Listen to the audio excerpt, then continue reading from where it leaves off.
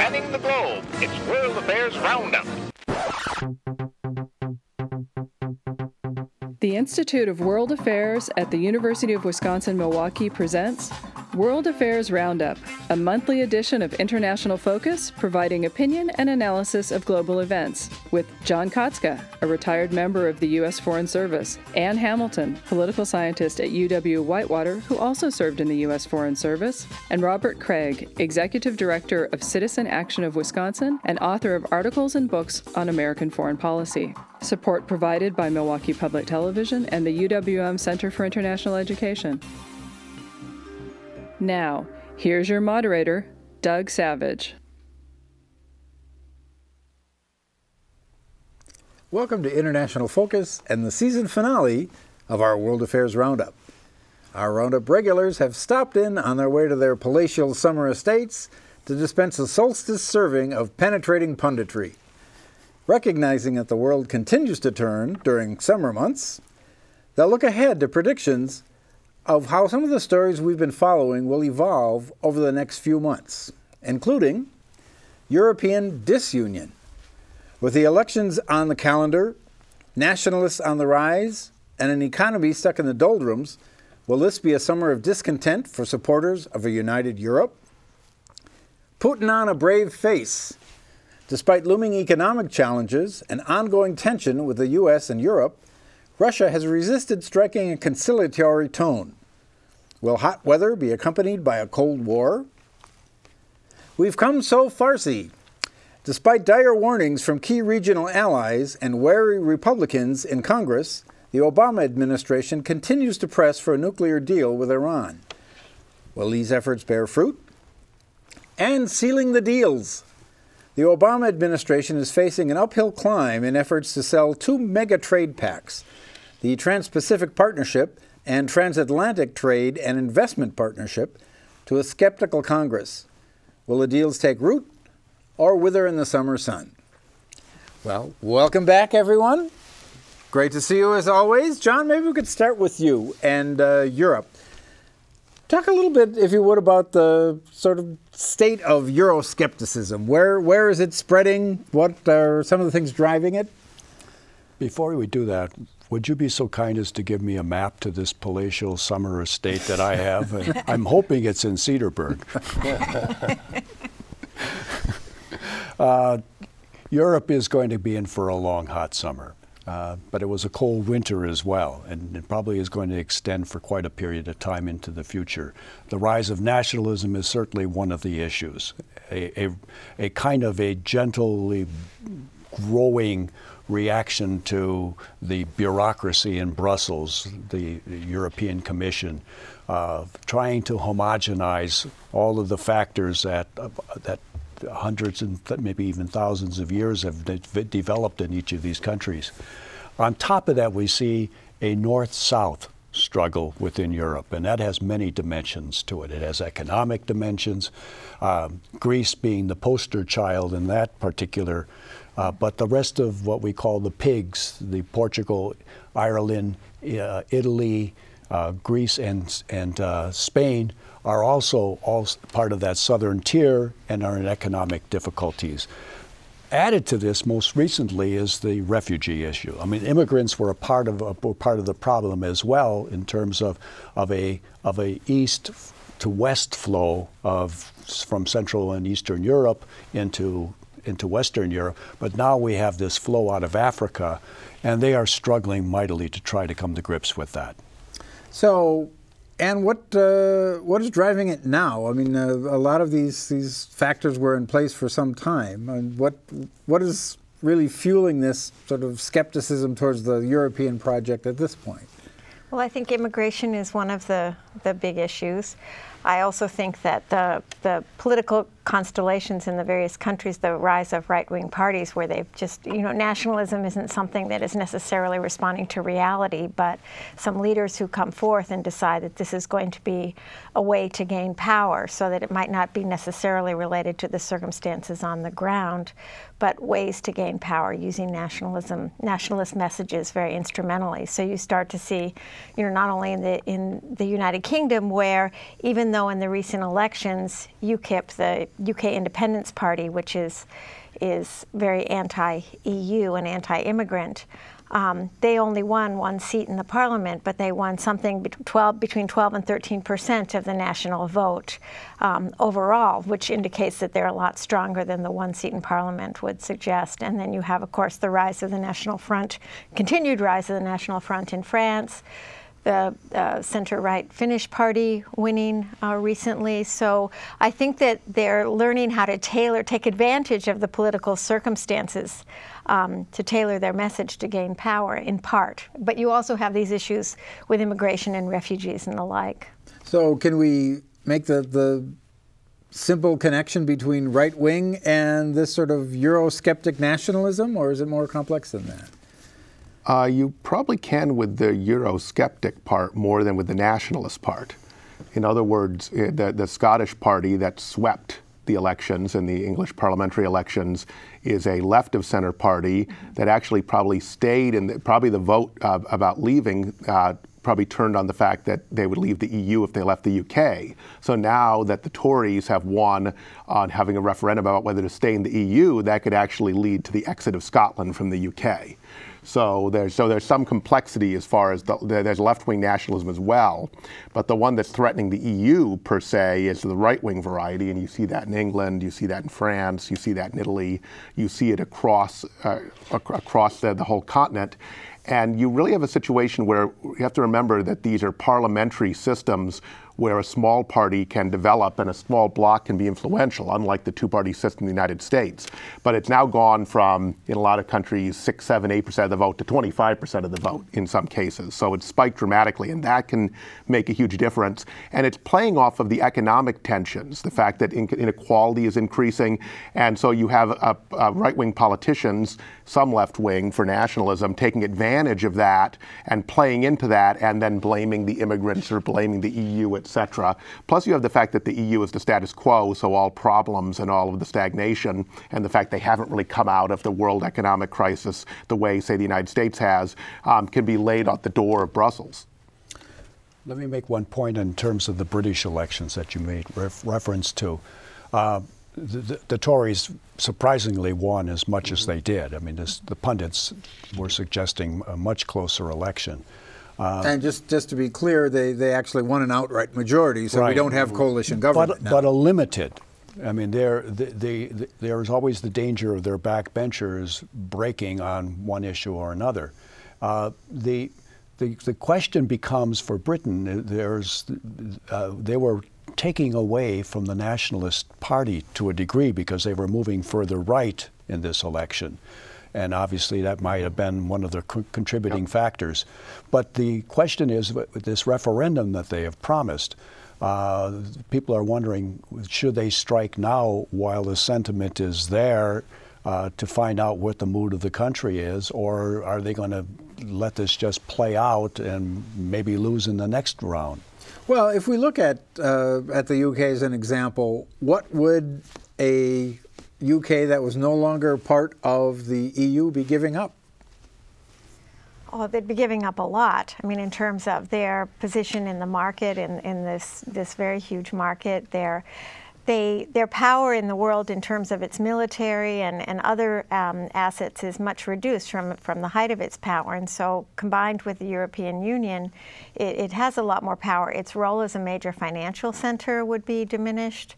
I think they stand to give up a lot. And if the analyses are correct, if the British decide to leave the European Union and that then leads to the Scottish voting yes to leave Britain, well, then you're talking about a double, blow in terms of their reduced power on the world stage. Well, and Robert, you suggested there would be a possibility where if the UK aspect of it, the kingdom was no longer united, constituent parts could remain in the EU. So you could have Scotland as part of the EU and no longer part of the United Kingdom. That's correct. I could see the smuggling just taken off. That is, and so a lot of people think that Scotland would have voted for independence if it wasn't for the EU. So if the Tories have promised and David Cameron has promised this referendum, they've actually created a scenario, the best scenario for Scotland to leave. And as Anne was pointing out, that would further weaken what's left of the UK as far as an international player. There are a lot of analysts who think that the UK's main value right now is the fact that it's a player in the EU and a special connection to the United States in regard to its relationship with the EU. Mm-hmm. So if you pull it out of the EU, it really becomes a much more of a second-rate power. But a key to this that we're not addressing right now is that England is unlikely to stay unless there is some consideration given from the EU to its position. And that's what the pundits also suggest, that maybe this is the right time to start negotiating with the EU to get some of the reforms that Britain wants to be able to stay in. And Angela Merkel wants to give them enough to stay in, but not too much. That's right. It's sort of the play here, right? Right. Another issue is whether Scotland would have to, I haven't seen this discussed, but whether Scotland would have to reapply as an independent country and how that would play itself out, how long that would take. Or it seems to me that they wouldn't automatically be members if they are actually a new state. So, sort of exit question on this topic. By the end of summer, are we going to see any sort of seismic shifts in who's in, who's out? Will the referendum go on? What do we think? Not that soon. No, they're saying by 2017 at the latest, but maybe in 2016. I think it's like the original vote, that ultimately they'll stay in the EU, that they'll be kind of cold feet. We'll have a referendum now, so there's risk and there's jeopardy here, but at the end, the public will, based on the risk of leaving, stay in. Yeah. Well, 45% of the Scots voted to stay as part of Britain, so that's not an insignificant number. Well, let's move on to Russia. And Anne, how about just sort of a general question? How is Putin's stock looking right now? Is he bullish or bearish on Putin these days? Well, I haven't seen any public opinion polls from the Russians lately, but he seems to manage to he's a strong leader who appears to be very popular within Russia and doesn't seem to be very interested in following any of the rules anywhere, but he seems to get away with it. Well, and I think to some extent he's really shaped the environment in his favor. I have a quote here from an EU diplomat who says, "We don't want to provoke Russia and give them more reason to be aggressive." So that confrontational tone seems to have softened considerably. To some degree, but of course there are all sorts of attempts to reduce dependency upon Russian natural gas, which could be a real long-term problem. Plus, Russian power in general is probably, if you view it long-term, is declining. So this is more the loud bark of a power that is not growing. China is growing in power much faster and much more significantly. But you do have a situation where the EU is definitely backing down, and they're backing down from their Eastern strategy.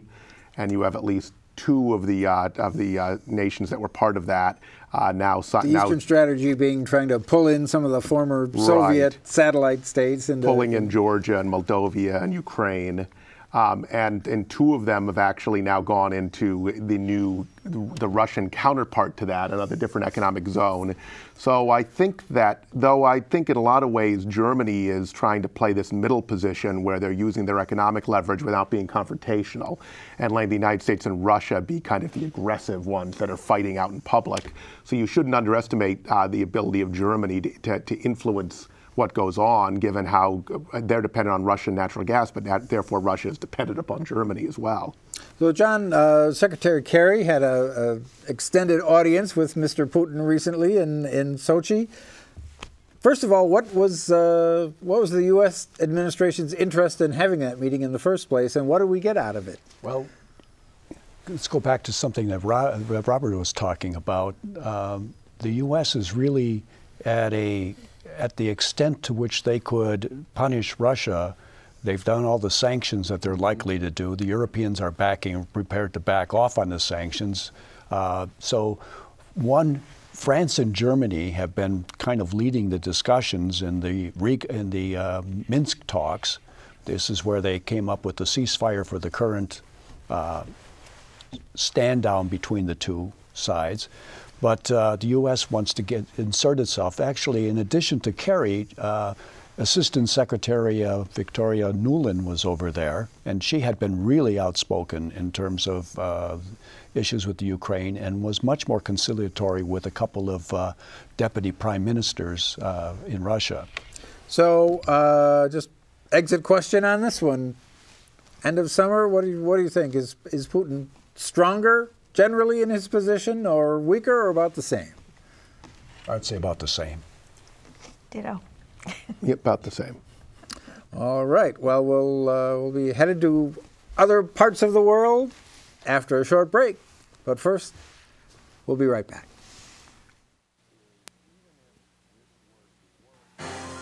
The Institute of World Affairs presents our community with a range of public programs relating to global issues, U.S. foreign policy, and the world economy. For more information about the Institute of World Affairs, call 414-229-3220 or visit our website at www.iwa.uwm.edu.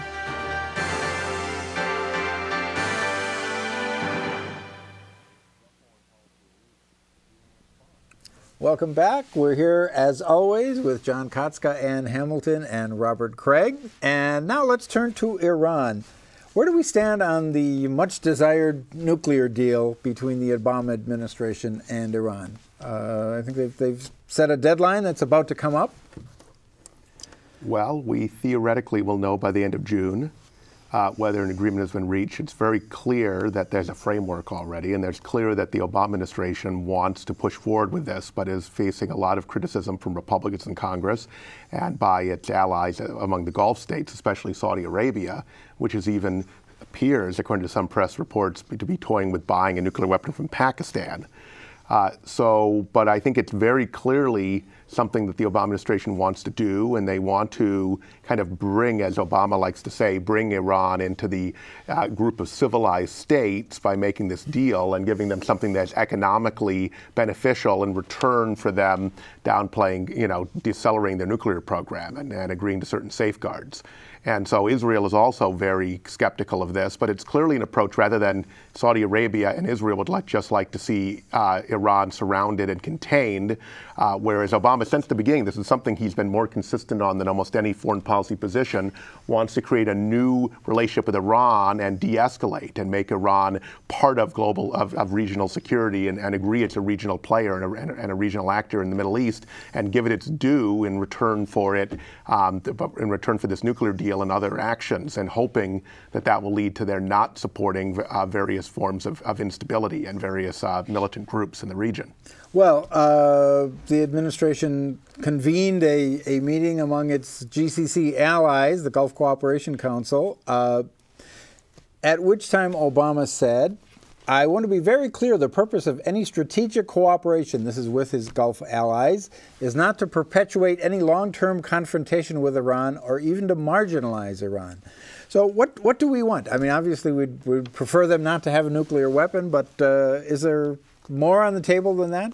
Well, what bothers me about this is on two points. One is where we have two options, apparently. We either stop them from developing the nuclear bomb, or we go to war. I mean, I don't see anything else on the table that either side is the pro-talks or anti-talks that have. There has to be other options to this process. That's one thing that bothers me. The second thing is that, where am I? There are unintended consequences to these kinds of things, and there are a number of people who are very concerned. Amongst those, the Arabs that were meeting with the president about if the sanctions are lifted, if Iran begins to have a flow of cash coming in, that they can cause much more mischief in the area.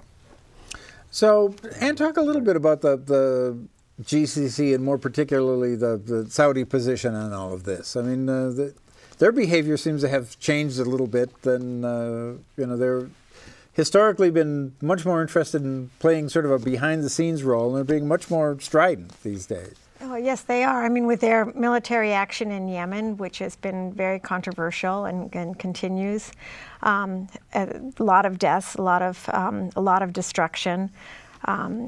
That's been something different. They've also been negotiating with Turkey and Jordan on the prospect of perhaps working together to overthrow Assad, because they've been Assad of Syria, because they've been very upset that the United States has not come on board there. So they're trying to carve out a more aggressive, vis-a-vis Iran and vis-a-vis Syria, a much more aggressive policy that sort of goes beyond what the United States might want. All the while continuing to get a lot of military support from the United States for this. So they are concerned, obviously, about Iran. The money is, as John said, that they will make mischief in the region. That they're actually going to funnel all of the money that they'll realize from lifted sanctions into support for Hezbollah and other terrorist activities. So what's changed here? I mean, if we're willing to pursue a policy that's certainly unpopular by our traditional Gulf allies in favor of rapprochement with Iran, and what is the calculus on the administration's part? I think they legitimately, and they've taken a lot of criticism for this, legitimately believe that the relationship with Iran can be changed. That Iran does not need to be this kind of outside actor that we've seen since the fall of the Shah of Iran, and that there is a natural tension between Persians and Arabs, and also, between this regime, Israel, and the Gulf states, obviously, for that reason. But they do not need to be an outlier simply looking for ways to undermine stability in the region. And you could certainly interpret that that Iran doesn't necessarily want nuclear weapons; it wants recognition as a regional power. And so if you give it recognition in other ways in return for not doing the them not building nuclear weapons, then in fact there is a win-win scenario there. The problem is that it's very unsettling to our allies, and the other problem is that they don't have any faith that things could be different, either the Israelis or the Gulf states, and that's the problem. So in this way, maybe he's naive. You could argue we'll only know 10 years in advance, but he's the one who's trying to look for fundamental change in the relationship. Obama is. It's hard to know what Iran is seeking. I tend to think that Iran would take a deal that granted it legitimacy as a major player in the region, but I could be wrong about that. Well, exit question on this one then. Will we get a deal? I say, and I'll dodge the question and say, watch for wild cards like this ship, Iran Shabad, that is poised to try to reinforce, provide supplies to the Houthis in Yemen, as kind of the thing that could undo all of these negotiations.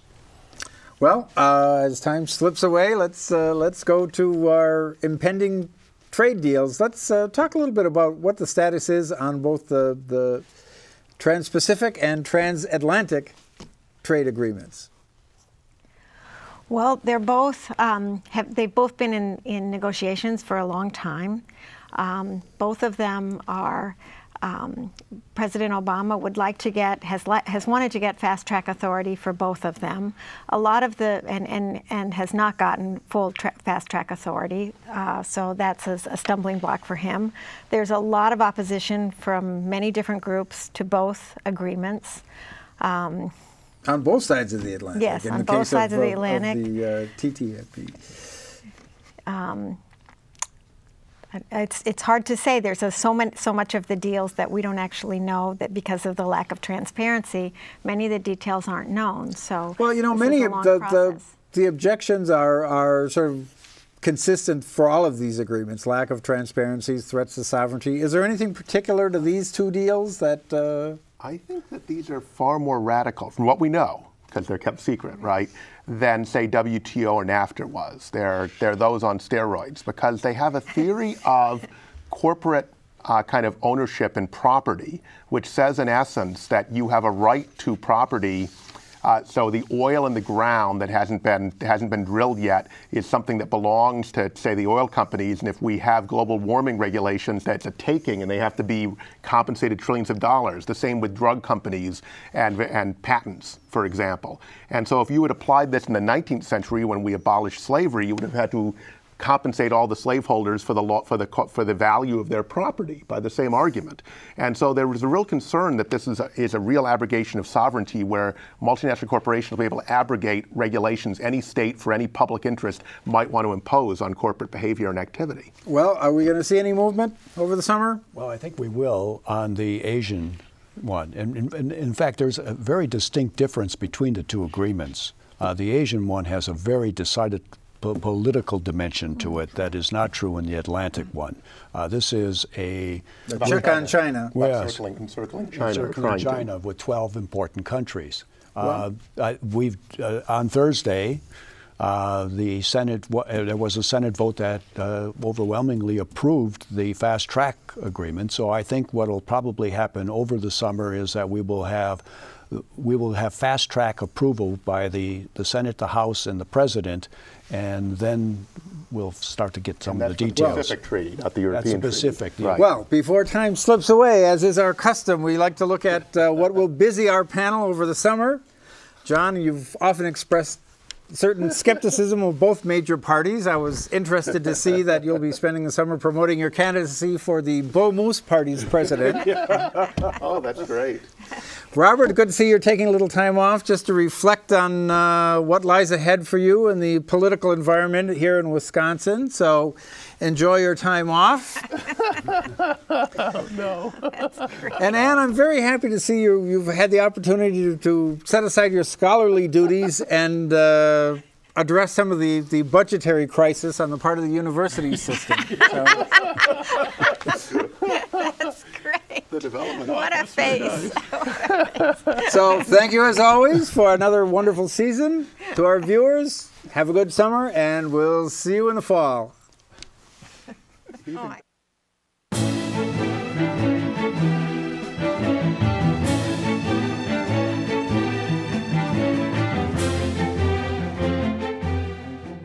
For information about the Institute of World Affairs and its many programs, or to become a member of the Institute, call 414-229-3220 or visit us at our website,